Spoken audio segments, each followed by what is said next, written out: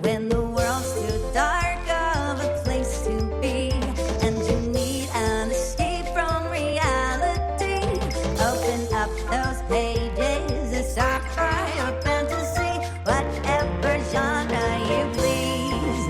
And join a book club, 'cause you won't read it on your own. Join a book club, so you'll be held accountable. It's just a means to an end, but you're doing it with your friends, so join the book club by DLC. Hello, book clubbers! Oh, it's great to be back. It's great to be dancing again.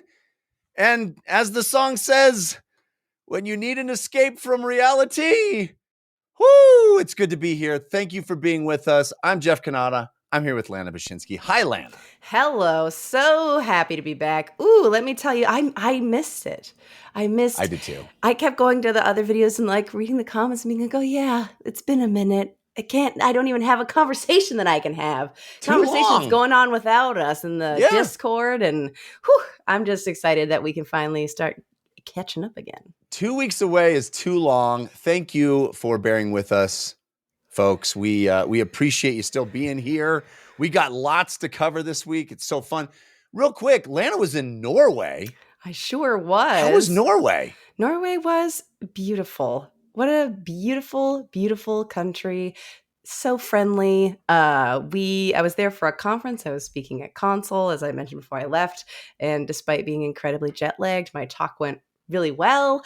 So if you like documentation and animation process and strategy, you should check it out. I think it's online for free.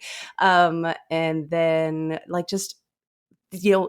the rest of the trip, after like the stress of like work and then this conference, sitting in a pool, reading my book, looking at a fjord. It was Fjords! Perfection. It was perfection. Thank you, Norway. It was a beautiful, beautiful experience.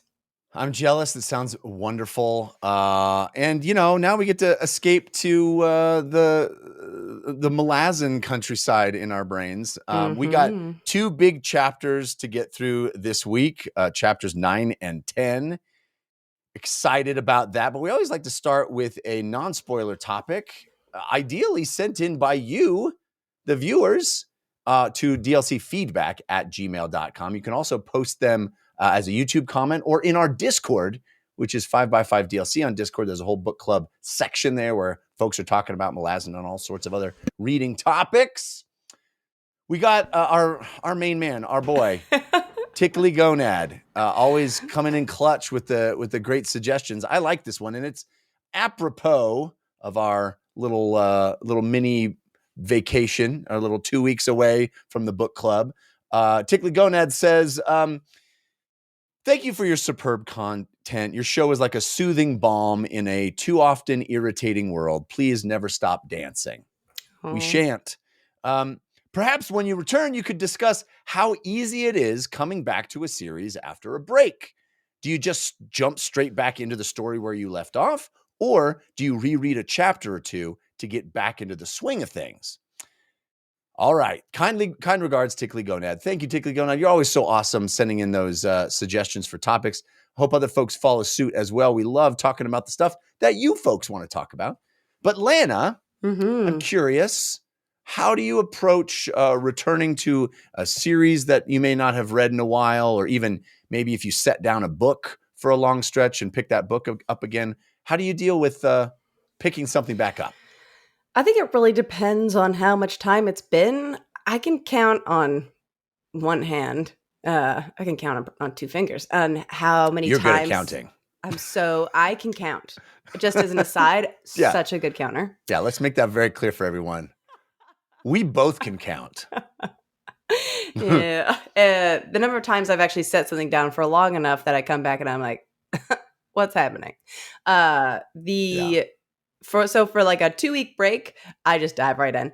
I've talked many times on the show where if I read too far in advance, I simply do not retain the information, but it comes back to me like the second I start reading. Yeah. It's like I cannot call it to mind. Yes. But if I'm looking at it, I'm like, oh, yeah. I know exactly what was happening. So I don't usually skip back a chapter or so. I'll just power forward and assume that things will click into place as I go forward, as they usually do.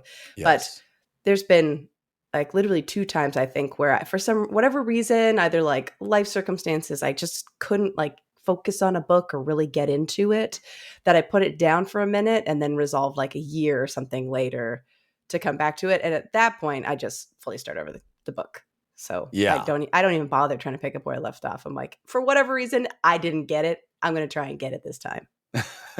I'm very similar in that if it's not if it's long but not absurdly long, I'll just jump in. Like, for example, I'm thinking specifically of when A Wise Man's Fear came out, you know, and it had been a minute since I'd read Name of the Wind, you know, because there was a long time between those books, and I just jumped right in and assumed that the novel would sort of do the work of reminding me, and it did, right? I was like, oh right, oh yes. And I'm sure there were details and callbacks that I missed that I would have been fresher in my mind had I read that novel more recently. But I was like, I'm not going to go back and read Name of the Wind before this. I'm just going to jump right in. But then you have something like, for example, The Dark Tower, which, you know, I read the Gunslinger and Drawing of the Three when I was like 14. Yeah. You know, and then like 15 years passed and he finished the series. And so at that point, I went back and reread those novels because I was like, I remember that a man in black fled across the desert and the gunslinger followed, but that's about it. And then you're like, it's got all like the jargon where it's like, oh yeah, your ka or your something. Yeah. And you're like, what is that again? Yeah, that would be a good one. I haven't thought about it from like taking a break from a series in like a forced break. Because there are people I know who are like, oh, the next one in this series is coming out. No matter how long it is, they go back to square one and they rip through all of them to get to that point again. Yeah. And let me tell you, couldn't be me. Yeah, I'm not really that guy either. And that's just because it takes me so long to read things. I'm like, I want to read the new one. And I'm stuck on the old, which is why I think it's wonderful that we're starting Malazan, where the 10 book series is complete. And we know we can just power through and we don't have to wait. But I'm also, sometimes I'll get enamored with a first book in a series that has just come out and I'll read it and then I'll be like, this was a bad idea. Cause now it's going to be like years before the next one comes out. And why did I even do this to myself? But then you get to be part of the like zeitgeist of anticipation. Yeah. The complaining rabble that's like, why aren't they writing? You know, when I read all the Song of Ice and Fire stuff before Dance of Dragons came out. And I think everything had come out up to Dance of Dragons. And then there was like, I'd read it all. And then there was several years before Dance of Dragons came out. And I didn't go back and reread anything, but also that stuff was so fresh in my mind and for other reasons, like, cause the show was on and everything. So I don't know. It's case by case, I guess. Yeah. Yeah. But interesting question. I'm curious how other folks handle it. Do you go back and start at the beginning of a series when any new installment comes out? Or do you just kind of hop on and jump on the moving train and assume you'll catch up as you go? Let us know. Post it in the comments. We love hearing your take on our questions as well. But let's get into Reaper's Gale. Chapters 9 and 10. Spoilers starting now. Chapter 9 starts with some of the sort of more powerful characters, POV. We got Sukul and Khadu, Gesundheit, who is waiting for Sheltatha Lore to recover from being free from the Azath house in Lether. And there's kind of this meditation on what Silchus Ruin was up to. And Sheltatha is like, hey, Silchus, I kind of have access to some of his memories that were in the Azath with me, which, not cool. When you get trapped in the Azath, people just get to know your memories. Not cool. A little brain share. Yeah. And she's like, he knew that Scabandari Bloodeye was going to betray him. It was he knew the world would see them as powerful and want to destroy them in some way. And so rather than wait for some moment where who knows when it's going to happen, Yeah. it's like, well, the earliest opportunity of it happening is this moment, or like he's like a seer or something. So no matter what, that was in the future for him. It was all part of the plan. But also them being like, well, if he saw it, then why wouldn't he stop it? Right. Is this scene where they're like seeing something is going to happen and preventing it from happening are two different things? Right. And also this notion that because he's like a dragon man, you know, Mhm. he's a soul taken dragon, that there, you know, this draconian logic is planning on a scale that we mere mortals can't fathom. That it's like, for me and you, it would be like, you know, next Tuesday, I'm going to go do this. And for, you know, Silchus, it's like, in 3 millennia, I'm going to go do this. But it's the same calculus for him, where it's like, yeah, I'll get out of the Azath house eventually. And I like the idea, like that amount of time where they're like, hey, but you're telling me he opted into being trapped in this house for that long. It's like being trapped in this house for that long is nothing compared to actually suffering obliteration. Right. It's like, how long do I have to wait? Great. Am I still here? Yeah. Okay. Right. I really liked that. Pretty cool. The playing of, I love, there's like interesting, you know, the personality clashes of the two of these sisters. And Sukul and Kadu also, as Sheltatha Lore is unconscious and like recovering because she's basically been in a coma from you know, fighting with Silchus trying to get out and then getting attacked by the Wyvil. Yeah. She's also been like visibly sort of poisoned and changed while she's been in this house, where she has long claws now that are like described as almost beetles. You'd expect them, they're so shiny and bulbous, you'd expect them to split and wings to come out and for them to fly away. Woo! I just love that description. Yeah. Yes. Icky. Mm-hmm. Icky fingies. And so, but basically the end of the scene is they're going to work together against Menendor and Silchus. So we got our factions basically. The next scene, we check back in with Samar Dev, who is hanging out with Taxilian, and they're kind of talking about the city of Lether and how it was built with these canals and pumps and aqueducts and stuff. And I love this notion that the geometry of the architecture itself is a form of magic. That it reminds me of that scene in Ghostbusters. Basically, everything goes back to Ghostbusters for me. But there's that scene in Ghostbusters where they're looking at the blueprints of the tower that Sigourney Weaver's character lives in. Mm-hmm. And Bill Murray is like, boy, they sure don't make them like that anymore.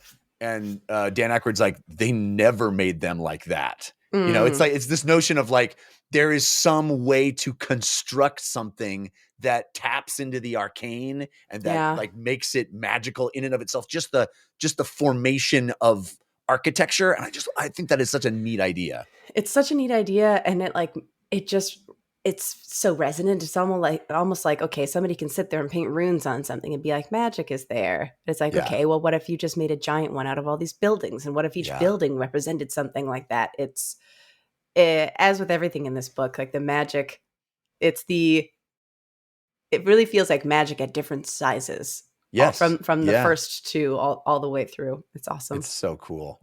And they talk about the scale house and how it collapsed and maybe that the collapsing of the scale house itself was sort of purposeful and intentional and has some meaning, which is interesting. So then they head off to go look at the ruins of the scale house to sort of find out more. Yeah. The next scene, we check in with Terralak Veed, who's watching Ikariam sort of pace and be ready for his fight with Rulad. They're in this kind of holding room that has these friezes on these paintings on the walls that are all slashed up and scraped from warriors just like practicing in there and scraping the walls with their weapons. It's such a cool thing. And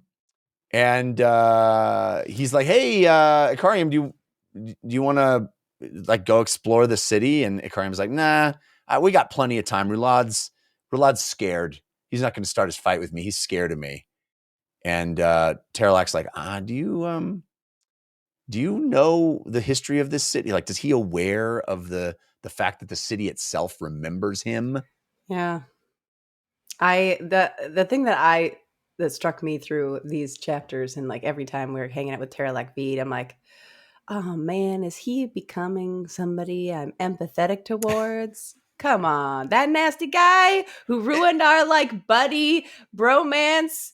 Yeah, with And now I'm Mappo. like, yeah, feeling for him. but that's sometimes. how it is with every character in Malazan, excuse me, is every character like, well, I definitely am not going to have any sympathy for him.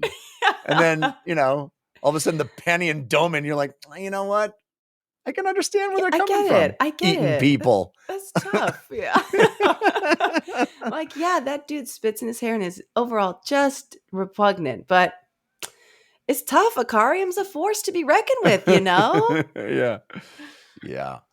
Okay, then we head over to Yontovis, who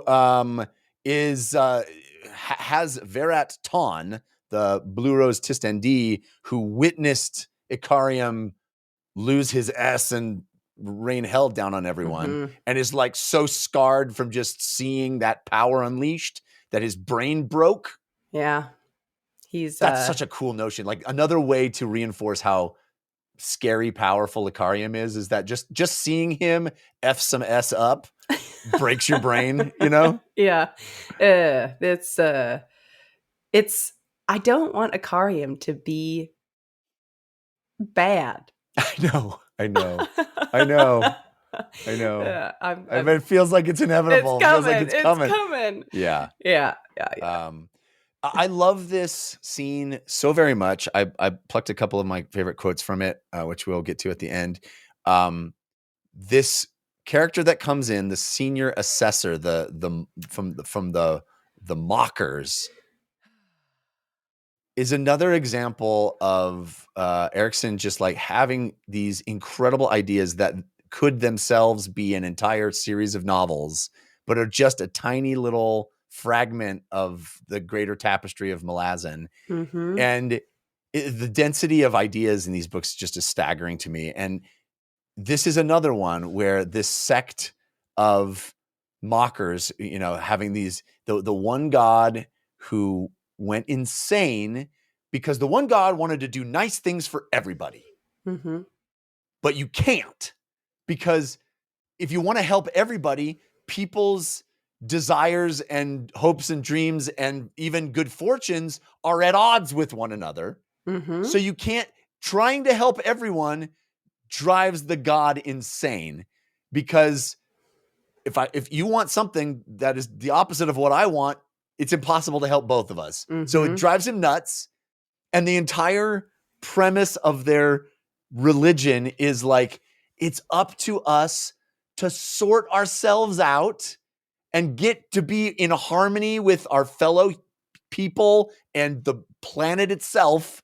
And once we do that, once we live in harmony, the god can become uncrazy, can become sane again, because he's not on the hook for trying to figure it all out for us. Yeah. And even the idea, it's like, okay, they call it the one god because before that, they did have multiple gods, and each group was like, I believe this, I believe this, I believe this.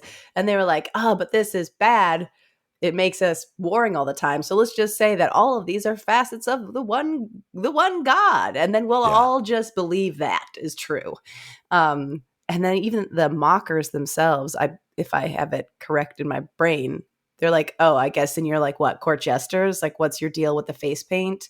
Like, your face paint is not making what they say something that's kind of cutting and strange, and like their way of speaking of like, I'm assessing. Well, assessing what? Well, I'm assessing the fact that you are asking me this question and assessing that that's a silly question. And now I'm assessing, I can go back to assessing the thing I'm here to assess, this absurd kind of scene, and being like, you're going to need more than that face paint for your jokes to land, basically. And he's like, that's not what we're about. we've foregone laughter. Yeah. Like we don't laugh at all. That's part of our thing, is like just being calm, no laughter, and doing what we got to do. Yeah. Incredible. Incredible. And it's such an, it's one of my favorite takes on religion I've ever read in a fantasy novel, that, you know, this notion that everybody's praying to this God and they're all asking for things that would help their lives. And the God itself is like, I want to help everyone. I'm a benevolent God. I want to answer literally every prayer.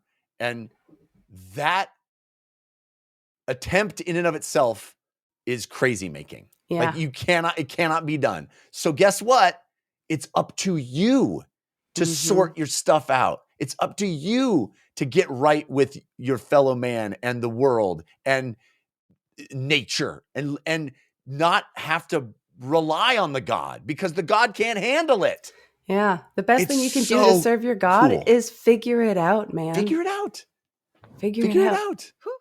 Strive for harmony. Strive for peace and you know, moral clarity. It's just a beautiful notion. A beautiful notion. Yeah. Anyway, very funny how this senior assessor, I mean, the dialogue is amazing too. As you said, the senior assessor like assessing everything and being like, I don't understand what the problem is. He's like, you probably don't even, you know, this guy's messed up. Like, okay. Well, can you? Yeah. Can you, okay, this is the person I'm here to assess. Well, what's your assessment? Oh, he's got madness. It's Yeah, like, he's oh bad. my It's God. bad. Okay. Yeah. We Can you heal all him? got Oh. that far. I could totally heal him. It's like, well, will you please? Oh, I don't know. I mean, I guess. It's Like there must be a shorter line from A to B here. Yeah. Yeah. Awesome though. And then Veraton recovers because he does heal him using, you know, mysteriously. He heals him in some way. Yeah. And then he like smears all of his makeup and like Yeah. legs it out of the room. Well, well, what happens is Veraton says he saw Icarium. Yeah. The assessor's like, Icarium? And then he like bites his tongue to I think to stop laughing, because he's not allowed to laugh, and he like makes his tongue bleed from biting it so hard, and then hightails it out of there. Yeah, I forgot about him. That was the reason that he did that. It wasn't like I did the magic and then I smeared everything. Yeah. Interesting. He like hears the name Icarium and it's like messes him up so much that he freaks out. Yeah. Yeah, I feel like if you contained your laughter forever, that is a form of madness in and of itself. I agree. And a horrible way to live. Can't do it. Then we have this lovely thing where Jan Tovis is like, here's the sitch. It's going to be bad. Icarium is going to destroy everything. So let's get out of here. I'm going to save somebody, and it's going to be you and you, whoever's nearby. Let's just get out of here. Let's just go as far as we can, as fast as we can, and get out of here. And Terralak's like, no, I got to stay and deal with Icarium. And Jan Tovis is like, okay, Veraton, let's get out of here. Before that happens, I think before they're like, I got to stay. Oh, no, you're right. Yeah, that happens Terralak, later. But yes. Terralak Veed is the first one to be like, no, I'm going to stay with Icarium. Yes. And we'll check back in with them later. But yes, I think it's kind of a lovely notion how that all plays out. I agree. Then we have a scene from the errant's perspective, who's just basically like musing on how things have changed. He's in the temple. He's like, oh, and then all of a sudden, what? Who's that? There's somebody there. It's Fenner. Oh my goodness gracious. Fenner, who got ripped out of the Pantheon and is just like hanging out in a temple like, oops. Hanging out at the temple, just doing don't notice me. Psychic dialogue. Like, I thought this temple was available. Yeah. Squatters' rights, bro. And the errant, I mean, every sort of scene that we have with him, I'm enjoying more and more of him just being like, I'm still here, but not like out there. He's like, people didn't know, like, I left the Pantheon or whatever, but the fact that they continued to curse my name, the fact that they continued to have me on their tongues, even if it's just like, Aaron's balls or like whatever they say, like keeps him in power. He's like, it's not the power I used to have. Everything's like, it's just a Right. fraction of what I used to be, but I'm still here, baby. It's funny how every scene where someone does that, where they're like, oh, Aaron, take me, or by the Aaron's blessing, I'm always like, if you only knew, Yeah. you would not put a lot of faith in him if you Yeah. knew what he was really like, which is awesome. But yeah, so there's this kind of interesting moment where Fenner says, hey, the wolves have taken. Treach was too weak to really take over my spot. Mm-hmm. So the wolves of winter are now there. It is now the hold of the beast, as we kind of knew already. But now, can you please block all prayers that call for Fenner? Like, just like hold my calls. I forgot that was the thing. The errand was like affiliated with the holds, and the holds kind of fell out of people's minds in that way. But with the beast hold lighting up again, he's like, a hold, do you say? Yeah. Yeah. Cool anyway, stuff. Now he becomes Fenner's secretary. Yeah. He's like, just don't tell him I'm like in the shower. Take a note. Yeah. So then we check in with Featherwitch. Speaking of holds, Featherwitch is doing some serious tile laying. And there's a whole bunch of information about the holds right over my head. Mm-hmm. And that's fine. It's typical with these like premonition chapters where it's like, I'm sure all this makes sense on the reread. This all matters, definitely. Yeah. I can count. She's really nailing it with the premonitions, but but I think, even more mind-blowing than that is she uses this spell called capture, where she like captures a ghost, ghost. And we find out it is Kurukan. Woo! And then immediately, I mixed up when this quote happened. Silchus knew that he was gonna die because they knew that he was gonna be too powerful. But it is the Seda who talks about having known it was going to happen, knowing he was going to get stabbed by Troll, and being powerless to stop it. So this is where that quote happens. So that's my bad. So cool. I'm very curious where this is headed, because another interesting tidbit is Ghost of Kurukan is like, hey, what are you doing with those fingies around your neck? Mm-hmm. What about you got those fingies? And we know those are Brisbetic's fingies, right? Mm-hmm. Or I think maybe just a single fingy. But interesting. He's like, what's that all about? And she's like, nothing. I'll never tell. Yeah. So I'm curious, what is that all about? I don't know. I feel like if I were to be able to like look back at every Featherwitch magic scene, I'm like, is there something where she's done similar magic and something has happened? Yeah. Where it like summons somebody or whatever it is, or who knows? Is Brees coming back somehow? Or are we going to get some essence of him, his soul? Or is his soul stuck in his he got carried away by that armor, didn't he? How'd she even get his fingy? Oh, that's right. Yeah. Yeah. Anyway, I'm curious where that's going. Me too. And the thing I really liked about this scene is, when we were in Midnight Tides and we had the Seda being like, look at my tile room. And he has like his whole sort of domain. And then we would have the Featherwitch being like, I'm doing bone tiles, little things over here. There is like the mirroring of the type of magic that they're using and calling upon. So the fact that now both of these characters are together in some way, in seeing those similar magics, I think that feels like a very cool, like, they are connected. They're using the same powers. Totes my goats. Yeah. So then we have just a little quick check-in with Samara and Taxilian, who have reached the scale house. And Samara senses a bunch of spirits, which are all rats.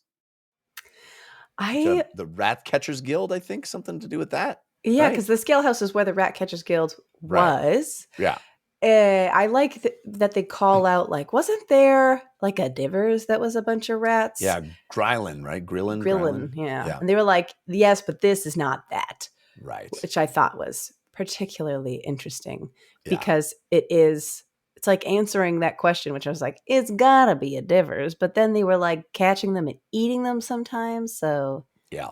maybe not, but continues to be an interesting mystery. Maybe it was just Indeed. like a bunch of soul Just taken, souls. bunch of soul taken rats. Maybe they were all soul taken. Who knows? Anyway. Well, then we have a delightful scene with Bug and Tehal where Bug has procured a sack of chickens, as one does. Dozen. I know, in one bag. A lot of chickens. That seems like a terrible thing to be carrying. You know, like just the process of carrying 12 chickens in a sack, it just seems awful. Just like, it just seems. Well, it's one of those things where I'm like, I feel like you'd open the sack and all the chickens in the sack would have killed 3 of themselves. Yeah. They would have had a little octagon in there in the meantime. Puts the C in UFC. Yeah.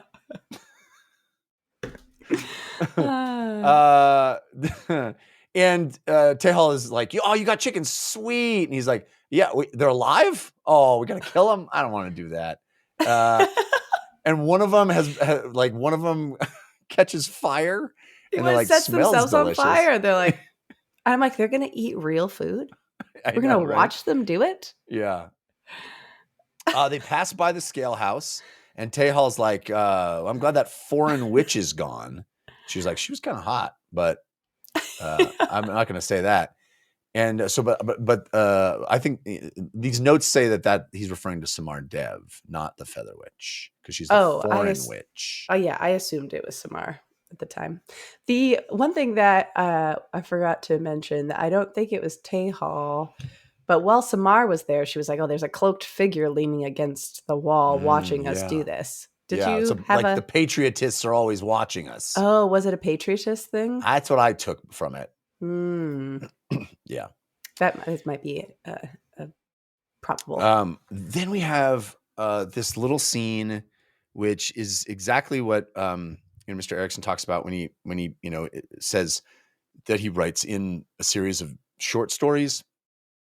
And I absolutely love when we just get into a scene in the middle of a chapter and it's a brand new character and we just get this fully realized sense of who they are, what made them who they are. Brought into their heart, brought into their world so thoroughly, so seamlessly, so quickly. And in this case, it's a horrible person, a truly despicable, awful, horrible person but you get why. You understand immediately in just a few paragraphs, this like his resentment to his wife and, why he sort of is able to be this awful, fascist stormtrooper, busting down doors and murdering innocent people. He harbors all of this resentment, and boy, howdy, does that have parallels that I don't want to get into. But it's a powerful notion, like being inside his POV, being inside his brain. This Sirin Kanar character who, I think is only there to move the plot forward and show us how Nisal is taken and her handmaidens are murdered. But Erikson is not content to just move the plot forward. He gives us this fully 3-dimensional character, and it's amazing.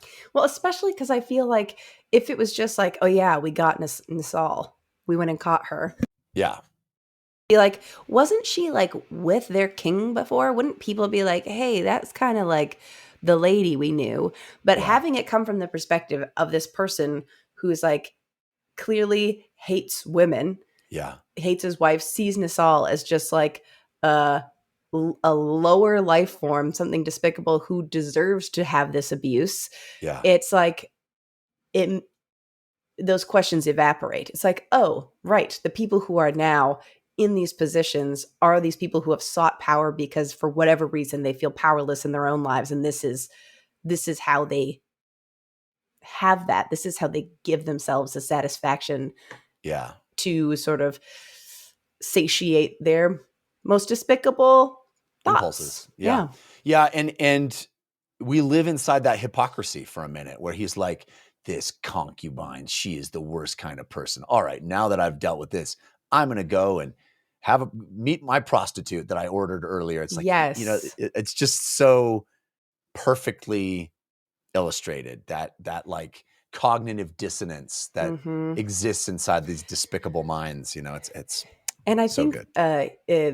This character's mind even sort of references that conversation from Kairos about certainty. He's like, I have certainty in my beliefs and certainty thing, and this Kairos and what they offer, it's validating. It makes my certainty even more certain, or whatever he says. But it's like he is the poster child for everything that Kairos was talking about in the first scene that we see him in. It all just is too on the nose. It's just too. It resonates too much in these days. I said escape from reality. Escape. Yeah. So then we immediately get the follow-up to this, because an hour later, Bruth and Trana comes in and finds this violence that has been delivered to Nisal and activated. Her handmaid. Yeah. Ooh, baby. I loved this building momentum in these scenes. Totally. And he's pissed off. He comes in with his warriors. He sees what has happened. And then Trib and Noel comes in. He's like, hey, what's going on? I'll let you. And then he's just so mad at him. He grabs him and strangles him and throws him to the ground. And starts beating the crap out of him. Oh, the best thing he does first is Trib and Noel comes in with 2 bodyguards. He's like, I got my bodyguards with me, nothing to worry about. And Bruthen is like, stab, just double stab, double skull stab. Yeah, right into the. What did you think you're doing? Why did you do this? So good, so good. And then it's not like, okay, I'm annoyed. I shook you up, and I'm gonna go sulk about it. It's like, we're going to Karis's office now. We are figuring this out now. That's right. And we immediately are there in Karis's office with Nisal, and he's being awful and demanding this confession, out of her. I love the line where she's like, "What do you want me to say?" And he's like, "Don't worry about being specific. Just say I did bad stuff. Just say I apologize. I confess to my crimes. That's enough." They actually threw her in the cell first. Yeah. Down below, that I think we can assume was, I guess any of them could have had, human excrement all over it, but it feels like it was Janal's cell or whatever. And he goes down there and he's like, gross, we're going to do this up in my office. It's cold. Yeah, right. And so it's that facade of like kindness while being extremely cruel, like for your own benefit. Brings her up there, puts a cloak around her shoulders, being like, you must be freezing. It was so gnarly down there anyway. I will execute you so fast if you do this confession.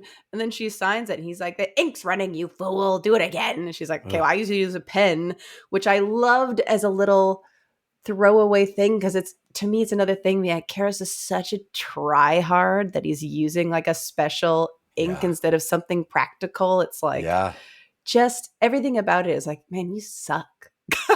Yes. And then the next moment, right, is Bruthen is barging in, going to try to save Nisal, and Kairos just needs to kill her. Like, I don't care what happens to me. I just need her dead. It's so messed up. And the transformation described of him like leaving the room and then immediately coming back in because he sees what's happening. Yeah. And Nisal looking up and being like, there's nothing human in those eyes as he approached her. Right. And like taking the saber that he has hidden in his staff and just immediately stabbing her through the heart. Brutal. And then, of course, Bruthen Trana comes in and just beats the living crap out of him, which was awesome. Yeah. Has to be stopped, before, or else he would have just beat him to death. And he's like, her handmaiden's head had been cut off. And they're like, take both these bodies and bring them to the eternal domicile. Just that whole sequence, as you said, so wonderfully propulsive, and you just feel this momentum. And then, of course, you think, oh, yes, Bruthen's going to come in and save the day. He's going to save us all. No, he doesn't. He doesn't get there in time. Yeah. And with the beheading, Karos being like, think pretty thoughts because your face will actually keep doing things after the fact is like, so gross. Yes. Yeah. I said Janal earlier. It's Janath. I apologize. Janath. I was like, in my brain, I was like, it's not Janal. It'd be like Yanal, but that's not right either. Janath. Janath. Yeah. We all knew who I was talking about. Janeth. My teacher, Janeth. Miss Janeth. So then we check in with Tanal Yathvanar, who's like, oh, crap. Karos is being, oh, no. And he's like, first he thinks Karos took Janath. Yes. First he's like, that traitor, he took her. What is he doing? Well, he's like, he took her. He really sees everything. I screwed up because he sees everything. He does. But I hate him. Yeah. And then he finds out, oops, no, Karos is the one who got the crap kicked out of him. He's lying on the ground in a pool of his own urine and blood. Mm-hmm. And he's like, oh no, I'm screwed because Karos doesn't have any of the power I thought he had. Yeah. Yeah. I love it. And just like him coming into that situation and this person he's idolizing for the rest of the book, suddenly he's like, wait, you are like a sad, despicable little man.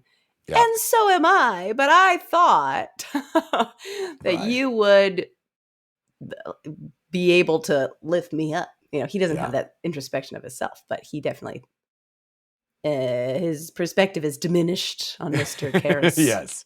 Yes.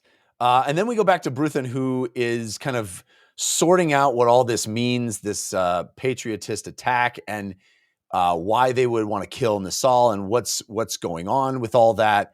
And you know, he believes that he's like, okay, now it's the time where the Tistidur need to reassert their power because the Letheri, we're supposed to have conquered them. And they're doing this? They think they can do this to us? Yeah. No way. And he's like, okay, we got to hide all of this from Rulad. Hide the bodies. Don't tell Rulad any of this. And I got to go talk to Hanan Mosag and figure out what's going on. And he has this really ominous final line where he says something about that Tribanol and Karos and Victad were two snakes in a barrel soaked in oil, and they're about to explode, right? So I love this scene because he's like, we're not going to tell Rulad about it. And they're like, won't they just tell him? And he's like, no. Because then they have to like admit what they were doing. And like Rulad will start putting pieces together. And he's like, we're going to have this private war that Rulad will never find out about until they break. And when they have to tell him, Rulad will basically take it out on them. He will see them for what they are. He also calls out that he is finding the path for Hanan to chart, basically drawing the path to the throne. This is how you get back in there. And then finally, my question for you is, why didn't he just destroy the confession? He takes it and puts it in his jacket or whatever. I agree. Like, it feels like the confession is very tenuous in its power, right? It's like you could easily just dispose of that and not anybody know. I'm curious where that's going, because he does not destroy it. He holds on to it, but he doesn't want anyone to see it. Yeah. So I don't know. It's like a little shaved knuckle in the hole for him. My only kind of guess for it is that if Rulad doesn't take it well, and it seems like Rulad's going to fly off the handle, that it could be a calming factor to be like, no, she did like try and get you. Or it's like, look what Karos made her do. Do you think that she did this intentionally? I don't know. Interesting. Yeah. I don't really see a reason right now. Agreed. Yeah. All right. So then we head back over to Tehal and Bug. This is the moment where the chickens are running around, one catches on fire. And Janeth, wakes up, and Tail's like hiding behind. This is an adorable scene. He hides behind Bug. She's like, "Why am I not wearing any clothes?" And Bug's like, "Well, my master wants to help you." And she's like, "Wait, who's your master? Can't quite see him." And she's like, "You, my old student, my old icky student who had a crush on me." If I recall correctly, when Bug brought her in the first time and she was like fully nude and like just came out of this abuse, I think Tehal said something like, that would be a sight for a young person, right? Who, like, if somebody ever had a crush on this person, this would be an ideal situation for them. Yeah. And Bug was like, gross, man. And he's like, anyway, put some clothes on her or whatever he said. Yeah. And then it's like, oh, you are that person. Yeah. It's so funny. But then she kind of comes to this place of like, well, your little lecherous crush was completely, benign in comparison to what I've just been through with Tanal Yatvanar. So, honestly, I'll take this over that. Yeah. Yeah. I love that she wasn't like, oh, cute, you're that guy. She's like, that was horrible. That was so inappropriate. Yeah. It's so funny. She's like, what are you doing? You brought me here. You have no clothes on. I knew you would do that. And he's like, I'm trying to help you. I'm not. But also, you're so pretty. Also, I really liked you for a long time when I was a little kid. And he says something like, they do this whole thing about dreams. And he's like, the infatuations that we have as young people stick around in our dreams for a long time. It was very funny. I was like, oh, but he's not a creep now. He's like a weird little weirdo. And it's like, no, he's still like, I've been fantasizing. I also like, she's like, are we on a rooftop? It's so funny. He's like, are you not impressed? So great. All right. And then we have a moment where we kind of check in with the Liberty Consign, or the Liberty Consign, however you want to pronounce it, Rautos Hivanar. And we kind of get the ramifications that are reverberating through the rest of, the government or government adjacent folks about like, okay, Nasal is dead. This is bad. Things are going to, the economy, somebody's attacking the economy. Tehal. We got to figure this out. Somebody took away all the currency. He's like, well, we could just make more currency. Like, no. Like, do you know what I would do if I had all of the money and somebody made more money? I'd make you worthless. Yeah. So basically they're kind of recognizing the dire straits that they're in. And, and he has this like thing where he can't clean his hands off. His hands are dirty. It's like, the metaphor made manifest. Yeah. Yeah. All right. So that's the end of chapter 9. But they also didn't they like imply that there is some kind of mysterious grossness? Like his flooded yard continues to be like this mystery of like. Well, they buried corpses in there. Like they drowned corpses in there, right? That's where all the people that they've killed on there. I feel like that's why his hands. Oh, it's just the slimy. corpses? Okay. Yeah. That's my take on it. Oh, it's just the dead bodies? It's just all the hundreds of bodies they've murdered. All right. So chapter 10 starts with pretty surprising character, Hedge. Yes. Who's just been on a real walkabout, on just a long hike, Yeah, when you're Ghost, you don't get tired like that, No, just keep walking and walking. He's walking the Appalachian Trail. No, he's doing the Hood Marathon, the Hood to Coast. He's in Hood's realm, walking along, and as one does, talking to the wind. Sometimes it be like that. Sometimes it does. And the wind has real strong opinions. I love this sequence. I read the sequence twice. I just thought it was such a beautiful, we're in a fantasy novel where all kinds of magical spirit stuff happens. So I think that it is actually happening, right? It actually is a spirit that is in the wind and he's talking to it. But it also, this section, this little scene or two scenes work as a metaphor for sort of talking to yourself and the doubts that you have. And I just thought it was so beautifully written. He's talking to the wind, and the wind is like, you gotta, what's the worst thing? How do you live with yourself? How do you go through the day? You've seen the most horrible things in the world. What's the worst? Think about the worst thing you've ever seen. Think about how awful it is. You can't go on anymore, right? Because of how bad what you've seen is.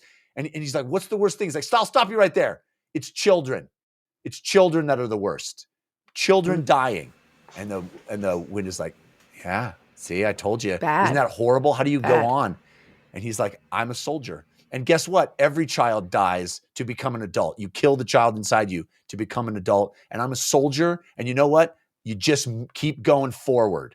Mm-hmm. It's just such a powerful notion, like strip away all of the ramifications for the spirit world and the fantastical and just like look at it, or as I was reading it, I couldn't help but look at it as just this kind of, what is that long, dark night of the soul where, you're kind of talking to yourself and you're working through these things about why we even go on and what do you believe in. I just thought it was so beautiful.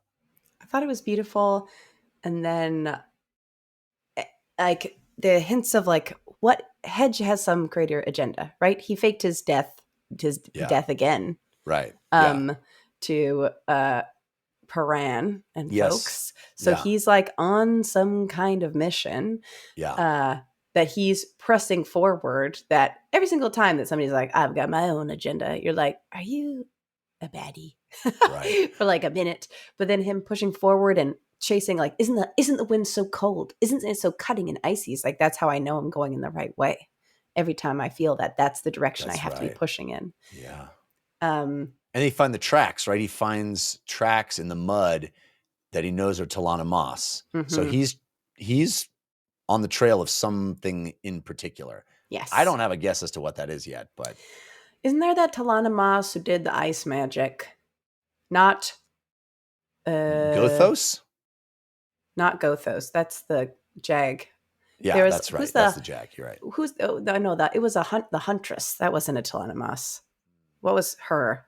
The one who came and froze the lake over? Oh yeah. I thought there's some Lana Moss that did a magic. I don't remember. I don't remember. Yeah. But I will say this. To something. He's up to something. And any single time we're getting like a dusty, dirty wind that's talking to you, I'm like, whirlwind? Is that the whirlwind goddess? Ooh, I did not think of that. Did she spin on down here to Hood's gate? Spin on down the road. And then not swirl on through? Is she just floating around here? Interesting. It is Hood's realm, right? So if she died, that's where she maybe potentially would be. Mm-hmm. Interesting, Lana. I did not think that. That's interesting. All right, then we have the scene that we kind of talked about before. Oh, wait, what if the dirt and the dust that's swirling around him just is the Lana Moss?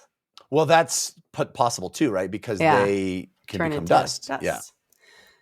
Sorry. Anyway. Then we have the scene that we were talking about before where Jan Tovis and Veritan and the senior assessor are all like getting as far away from Ikariam as they possibly can. And Veritan is thinking about who Jan Tovis is, and is she actually a coward? And, like, what is she up to? She's trying to save us. And then he's like, I love that she's like, I'm going to get you back to your family. I'm going to, say whatever I need to militarily to let you have a posting in your hometown so you can just be safe and be with your family. You've gone through too much. She's like trying to do a really honorable, lovely thing. Mm-hmm. And he's like, I can't get far enough away. Even if I'm with my family, even if we go as far on the other side of the planet, Ikariam will still destroy everything. Because they're thinking about the world where Ikariam and Rulad fight. And it could be that Ikariam can slay him, but the Rulad's power could just be too powerful. That Rulad is not a good enough anything to actually ever get Ikariam, but Ikariam is such a power that he will kill him 20,000 times, 50,000 And he will not times. stop. That's right. And their power will just eventually destroy the earth. And so such a cool idea that there will just be this clash of what's the old Gorilla Monsoon? The immovable force meets the unstoppable object. Yeah. Just incredible notion of that. What we're staring down the barrel of is you've brought the two beings that cannot be stopped and won't stop each other, and it will just lead to the end of all things. Yes. Fascinating. And like then them being like, okay, we can't get far enough away. And now I'm gonna get the names wrong. The leader woman, Jan Tovis being like, well, if nowhere's far enough away, wouldn't you rather die with your family? And he's like, I'd rather stay because maybe there's something I can do. Yeah. It turns around. And then the heartbreak is, what do you want me to tell your family? Nothing. Don't say a word to them about me. Oof, brutal. Mm-hmm. Brutal. So then we check back in with Troll Sengar, Onrak, and Quickben. They are moving through the Shadow Warren, which Quickben says is dying. Mm-hmm. And they get to this large body of water. Troll is like using his spear, and he's like, it gets real deep here. They've been marching through the water. So they were on that lake edge, and they've been walking through like waist deep water for who knows how long. Yeah. And then there's this dip, and they're like, Quickben's like, well, I could fly. And the Telenomas is like, I could just turn into dust and scoot over there. And he's like, I guess I could swim. Maybe it's not that far. Troll's like, well, that leaves me then, doesn't it? Yeah. It's very funny. And Onrak is just like, buddy, we would never leave you. I just like the like Onrak Troll bromance is in full effect. He's like, I would never leave you. You are the Knight of Shadow. And Troll's like, how's the what now? I'm the who? I'm the when? When did that happen? Opt in to that. That's right. I did. Did I sign some sort of terms of service that I'm not aware of? And I like how Quickben and him are like, yeah, well, I mean, checks out. He's like, in what way? Yeah, what did I do? I did that. It's like, well, it wasn't Cotillion who did it. Maybe the aerosol did it. Yeah. Like, I'm the Knight of Shadow. They're like, if you didn't want to be a Knight of Shadow, maybe you should have been worse at your job. Yeah, maybe less awesome. Can you try being less awesome? You rein in the badass, honey. Thanks. They're like, you fought Ikarium. He's like, he was kicking my ass. I was about to die. Quickben didn't show up. It was over. Like, yeah, but you did better than anybody else could. And he's like, oh, Knight of Shadow. And then we have Quickben who's like disapparates. He's like, I'm out of here. And he shows up in some sort of spirit realm where he's like, he has a vision of where they're heading, which was completely opaque to me. He sees birds, dragonflies. Oh yeah, big dragonflies. Yeah. So, something. And he's like pissed at Shadow Throne because he's like, he threw Kalam into the Azath house thinking he was helping. He wasn't helping. I don't owe him anything. Mm-hmm. Yeah. And he's looking for a gate. Yes. And so he figures out where they're going. I like that he pops back out. He like disappears and then he comes back smoldering and grinning. Yeah. And you're like, what happened? What happened to you? Yeah. What was that? Troll's what is this face? Where did you go? Yeah. Yeah. And then we head over to where Shirk Alael is with a character, I think a new character. Correct me if I'm wrong. Ballant. A new character. I think it was like alluded to because he's like the bar owner that's on that pirate island. That's right. Yeah. And this was a little. I'm not super clear on what we learned here. Basically, they figure out that there's like these people that Shirk says reminds her of Iron Bars and what's the other guy, the wizard guy? Yeah. But it's not them, but it kind of reminds her of them. And then Ballant is like, oh yeah, they give this cask every 3 days to Brolig. So And she's like, okay, we're going to deliver it now this time. So I think it's all just a way for them to meet the Brillig. Sheikh, Brolig Sheikh. So Shirk knows Brillig, as far as I'm right. aware. And so That's she's right. like, they've been in town for a minute, Right. waiting to be met by him, and he will not. And they're like, we don't know what's up, but we're going to sit in this bar as long as it takes, baby. And over the course of them waiting at this bar, the bar owner, whose name I immediately forgot, Ballant, yeah. is like falling in love with Shirk. Right, that's being right. like, she's so interesting and beautiful, and her breath is so unique. And this diamond in her face is so sparkly. It's just like this, becoming completely infatuated with her. And because he's slowly falling in love with her, which I think she kind of senses, because she's like, tell me about it. What's going on with those guys? And sort of digging in for details. And so while otherwise he probably would be like more suspicious and not be so free with the information, ends up giving away that those people have met with Brillig or whatever, but they meet with him regularly. They thought they were like in some kind of negotiations where Brillig was trying to get something from them, but he lets it slip that I think that they at some point saved the island. So it's not them negotiating with Brillig for like something that they want. And they're like, please, please, please.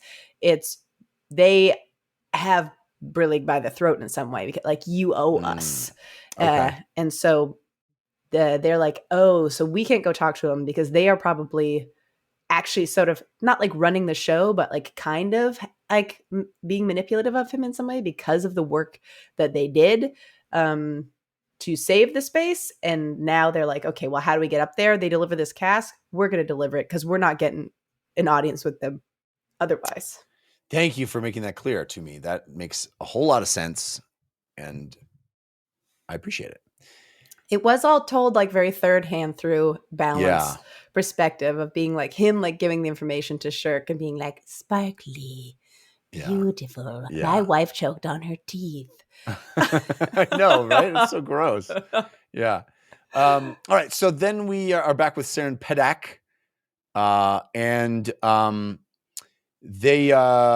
they've been traveling for days, and it's Fear and Udnas and Clip and Silchus. Mm-hmm. And I love this scene. I love this scene because Udnas just has no F's left to give. Absolutely not. Sassy boy. And so Clip and Silchus are kind of off in the distance. And Udnas like gets into it with Fear. And he's like, he's like, oh, I know what's going on, like this chick, Saren, your brother gave her his sword. She knows what that means. She knows what's up. Everybody knows they're betrothed. Yeah. And Fear's like, you shut up. You shut up. Throws him across the room or whatever. And Saren's like, me? Betrothed? Yeah. No. Meanwhile, she's like, ooh, what you say? Yeah. Fear's throwing Udnas and she's just daydreaming. What you say? And she's like, don't do that. Don't say that again unless you want to die. And Udnas is like, don't we all have a death wish? Aren't we all suicidal, basically? And Kettle's like, not me. Which is hilarious because she was already undead once. Yes. Like, it's very funny. I love also that Fear like throws Udnas in like slop and Kettle immediately is over here like brushing the slop off of him. She's just like trailing along. Clearly like the person of greatest importance in that group, but so much just like, and I'm here too.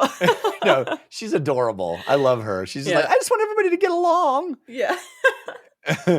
And then it cuts over to Silchus and Clip, and Clip's like, what's up with those guys? Like, they seem real upset. And just is like, yeah, well, it sucks. Everything sucks, basically. Yeah, the angst squad up top. Yeah. So then we hop over to Talk the Younger, or as he's now known, Talk Anaster. Mhm. or Anister. Talk the Lucky. Yeah, They list all of his names there. It's like that's Talk right. the Younger and Naster. He has this lovely moment where he sort of like recaps everything that's happened to him up till now. He's like, I remember being, I remember what happened in Gardens of the Moon and Yeah, I all the remember stuff. I this, remember, getting squished by the matriarch. Oh, those were the days. Now, it was nice to have a memory, but also a body that was my own. Because I also remember eating people. Yeah. It's I awkward. like that less. Awkward. He looks at his arm. He's like, this flesh was nourished by people. Yeah. Anyway, we've all got secrets to keep. And then Red Mask. Oh! I love this part where Talk is like,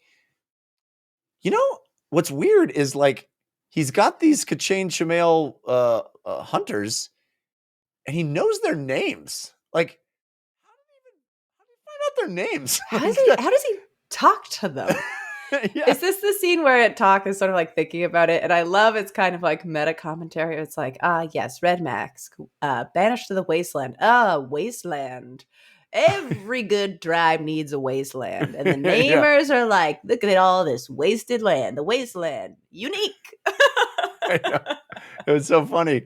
And he's like, how did he get these two Kachane? First of all, aren't they all supposed to be extinct? And second of all, how did he get them to be friends? And how does he know their names? It's so great. It's so great. It's kind of thing that as you read a fantasy novel, you don't really think through. You're like, and their names are, Gajag. And it's like, wait a minute. How does he? They don't talk. Language. Yeah.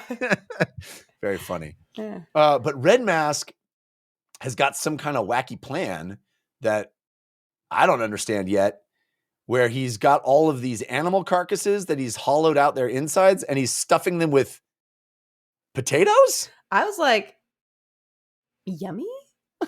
I was like, oh, he's gonna have a full barbecue, of explosives or something. No, it's just potatoes. So I'm curious what that's all about. Me too. Maybe he is just gonna invite everybody for a feast. Yeah. Like a Hawaiian pig roast where they bury them all. Delish. Well, then there's this clan elder who's riding next to Red Mask who like knows way more than he should about Red Mask, and is also like Talk. He's not good. He dreams of running with the wolves. We should kill him. And Red Mask is like, shut up, I'm not going to kill him. Just be quiet. And he's like, oh, I don't know. It's not a good idea. He's like, you keep your eye on him. He's like, I'm keeping my eye on you. You better watch your back. Yeah, and he like seems to indicate he knows the secret that Red Mask is keeping. About a woman. His sister, right? Yeah. Yeah. Right. Yeah. And then we meet another new character that I didn't see coming at all, because we had that whole scene with Red Mask killing, and we had it from the perspective of that little boy, Abasard. The whole scene was Abasard. But it was heartbreaking, the shepherd, and he tries to get back there before his family is murdered, but his family's murdered and he's murdered. And it just felt like this one little isolated little scene that we weren't going to reference again, but it just kind of was there to illustrate what Red Mask is doing and how people view it. But no, his sister, Abasard's sister, Stay, or as I like to call her, Stay and Die. Oh, which is absurd. Stop. Abasard. Stay and Die. That's Abasard. So Stay escaped the slaughter that Red Mask leveled against her clan. Mm-hmm. And she goes off and lives with I'm guessing wolves? Four-legged beasts of some kind? But then when Broseph shows up, whoever that is, he has blades around his neck, and she's like, those are the blades of my people. And so I thought maybe they were Kachane Tamales. Maybe. But I picture Kachane Tamales not being four-legged. But then the matron had like a bunch of arms and knives. Well, don't they have little, not four-legged. They have little and so, raptor I arms. don't know. But aren't there maybe Are the short tails the same way? That's interesting. I They're got more of also- a beast, less of a reptile sense. I did too, until they said something about the blades around the neck, but maybe that's like it's tusks or claws and that Well, they it's said just he had metaphorical. this man who finds her had a skeleton painted along his body and a skull painted on his face, Yes. which makes me think that this is a completely new character that we have never seen before, right? I think so as well. But I'm very interested as to where that's going. But she said that she was like feral and like under a rock Right. at him. But she sort of remembers that she's human. Yes, but at the time she's looking at his neck and he's wearing a necklace that she describes as blades, and she said those are small blades of my people, but maybe it's claws from Interesting. whatever it was. But I didn't catch the blades thing. So yeah. Oh, but we also found out that she she was being trained to be a handmaiden and got locked in this trunk and lost her voice because she was screaming so much. well, Ah, I think she was like it was sort of the other way around. She was like an orphan and like on like a street rat and thrown in the trunk by somebody, screamed herself hoarse, and then because she broke her voice box by screaming through the night, then they were like, "You're going to be a great handmaiden because you can't say secrets." Tell secrets. You're right. Yeah. Oh yeah. Woof. Woof. Mm-hmm. Feels like she's going to play a role in some way. Yeah. And the last thing I actually wanted to bring up, which is from the previous little section that I forgot to mention, is Red Mask comes up to Talk, who's like in the back of the train. He's like, "You see anything back here?" And he's like, "No." And he goes, "Well, we found a bunch of footprints that seem like they're like moccasin footprints. You didn't see anything?" He's like, "Sure didn't." And he's like, "Well, fine." So they're like being followed, or there's other people who are around them. And I don't know if, them being like, "There's footprints over there." Cut to Styandy. Like if those are related. Maybe. Interesting. Well, the final scenes of chapter 10 are with Red Mask and Talk, and basically him saying like, "Hey, Talk, you gotta soldier up, or you're gonna stay with the elders and the children." And Talk's like, "Yeah, I was a soldier, but I don't want to be a soldier anymore. I didn't like it when I was actually one. I don't want to be one now." And then Red Mask's like, "All right, Torrent, you stay with him too, with the elders and the children." And Torrent's like, "What? I love soldiering." I'm number one. Crank that soldier boy. Don't make me, just because he doesn't want to do it. I have to babysit. Come on. Totally. And they have this moment where, and Talk's like, "Oh, shut up, Torrent. You're the one who abandoned the gray swords, remember?" It's like, yeah. I love that like Talk and him like try and read each other back and forth. Or Torrent's like, "Stay out of my way, dum-dum." And he's like, "I think that your chief just read your ass and he decided that you aren't good enough to do anything. So how about I, the actually trained soldier who knows what he's doing, you stay out of my way." And then Torrent comes back and says something equally cutting. Yeah. And then Talk is like, "Well, shut up." And he's like, "I was always bad at this. Maybe that's why I never fit in with the bridge burners as much as I wanted to." Can't do this very well. Yeah. But then he sees a bunch of kids who are like playing in the mud, and he's like makes it like a rude noise to them. I picture him being like, yeah.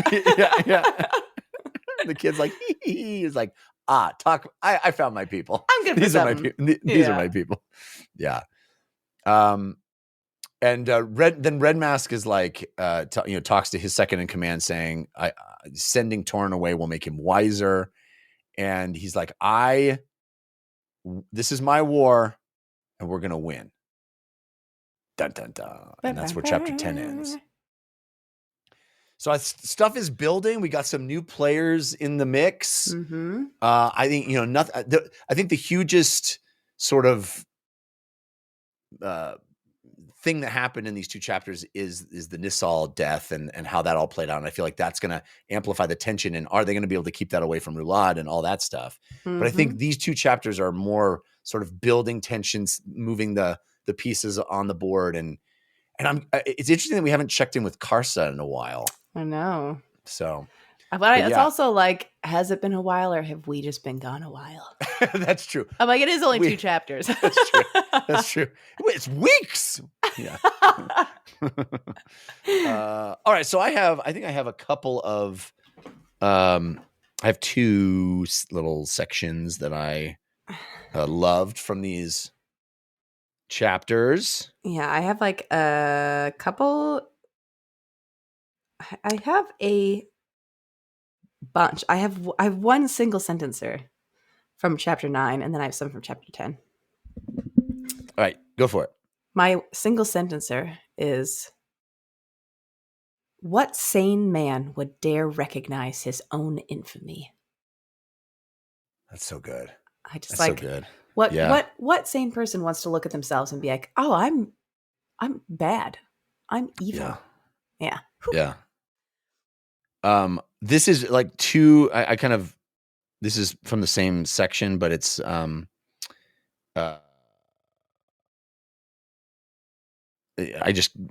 gonna read all of it. I'll skip a chunk, but this is the assessor kind of describing what I think is this incredible notion of religion. He says, your one God will not help you, a senior priest of the temple? The man's eyes glittered. The one God helps no one. After all, should it help one, then it must help all. And such potentially universal assistance would inevitably lead to irreconcilable conflict, which in turn would, without question, drive the one God mad, as indeed it did long ago. He's like, and that imbalance can never be addressed. So here's what he say. So we share this question, which enunciates the very core of the Mocker's doctrine. It is our belief that should every mortal in this realm achieve clarity of thought and a cogent regard of morality, and so acquire a profound humility and respect for all others and for the world in which they live, then the imbalance will be redressed and sanity will return once more to the one God. Awesome. What a beautiful notion. Yeah. A Love cogent it. regard of morality, a profound humility and respect for all others and for the world in which they live. That's what we need to do. We are all living in imbalance. You can't, that is the fundamental state of human existence, is this imbalance with the other things that live and breathe beside us. And if we all strive to achieve that humility and regain that balance, it's like, yeah, God will feel better and we all will too. We'll have done it. Yeah. Beautiful. Beautiful. Great pull. Great quote. This one is a little longer. It is, this is from Hedge, talking to the wind. Love it. Ponder this question. Among the fallen, among the dead, will you find more soldiers, more fighters than non-fighters? Will you find more men than women, more gods than mortals, more fools than the wise? Among the fallen, my friend, does the echo of marching armies drown all else, or the moans of the deceased, the cries of the starving? I expect in the end, he said after a moment, it all evens out. You are wrong. I must answer you, even though it will break your heart. I must. There's no need, he replied. I already know. Do you? Whispered the wind. You want me to falter. In despair. I know your tricks, wind, and I know too that you are probably all that remains of some ancient, long-forgotten god. Hood knows maybe you are all of them, their every voice a tangled mess, pushing dust and sand and little else. You want me to fall to my knees before you, in abject worship, because maybe then some trickle of power will come to you, enough to make your escape. He grunted a laugh. But this is for you to ponder, Win. Among all the fallen, why do you haunt me? Why not? You boldly assert bone and flesh. You would spit in Hood's face. You would spit in mine if you could think of a way to dodge my spitting it right back. I would at that, which is my point. You chose wrongly, Wind, because I am a soldier. Let's play a game. Let's not. Among the fallen, who the answer is children, Wind. more children than anyone else. Then where is your despair? You understand nothing, he said, pausing to spit. For a man or woman to reach adulthood, they must first kill the child within them. You are a most vicious man, soldier. You still understand nothing. I have just confessed my despair, Wind. You win the game. You win every game, but I will march on into your icy breath because that's what soldiers do. So good.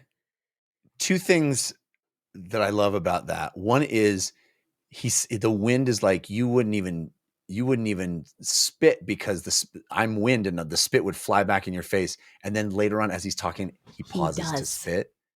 So good. Mm. And the other thing that I noticed when reading that was, it's the Malazan Book of the Fallen. Yeah. And I feel like this is the first time 7-book novels in where it's like among the fallen, that refrain that the Wind keeps pounding him with is among the fallen, who is among the fallen? And I was like, that resonates. There's something there, there's something to that. Well, think about, I have not thought about that, but like every time we're thinking about power players in this game, Anamander Rig disappeared, fallen, something. Silchesruan has been dead, buried for however long. Hedge, Coltane, Whiskey Jack, Dujek. Right. And the fallen god. It's all fallen. It's fallen all the way down, baby. Okay, so my next my last little quote here is the epigraph from chapter 10, which is more of the mockers. It's evidently the creed of the mockers, which I continue to absolutely love. The one god strode out, a puppet trailing severed strings from the conflagration. Another city destroyed, another people cut down in their tens of thousands. Who among us, witnessing his emergence, could not but conclude that madness had taken him? For all the power of creation he possessed, he delivered naught but death and destruction. Stealer of life, slayer and reaper, in his eyes, where moments earlier there had been the blaze of unreasoning rage, now there was calm. He knew nothing. He could not resolve the blood on his own hands. He begged us for answers, but we could say nothing. We could weep, we could laugh. We chose laughter. I love that. That last two sentence pair is like very powerful. It feels like this last week I felt similar, and I hope to choose the same. Yes. I've got one more. Kind of long. Not kind of long. It's a paragraph. And it is Unnas talking with Saren after she's like, no, I'm not betrothed. Okay. Do you expect everyone to speak plainly? The ex-slave asked. Do you expect anyone to speak plainly? What sort of world do you inhabit, Aquator? He laughed. Not the same as mine, that's for certain. For every word we speak, are there not 1,000 left unsaid? Do we not often say one thing and mean the very opposite? Woman, look at yourself. Look at us. Our souls might well be trapped inside a haunted keep. Sure, we built it, each of us, with our own hands, but we've forgotten half the rooms. We get lost in the corridors. We stumble into rooms of raging heat, then stagger back, away lest our own emotions roast us alive. Other places are cold as ice, as cold as this frozen land around us. Still others remain forever dark. No lantern will work. Every candle dies as if starved of air. And we grope around, collide with unseen furniture, with walls. We look out through the high windows, but distrust all that we see. We armor ourselves against unreal phantasms, yet shadows and whispers make us bleed. I also love that her next sentence is like, well, I'm glad those words didn't accompany 10,000 more because we would be here all day or whatever. Good thing the 1,000 words for each of those were left unsaid. Else we find ourselves in the twilight of all existence before you are through.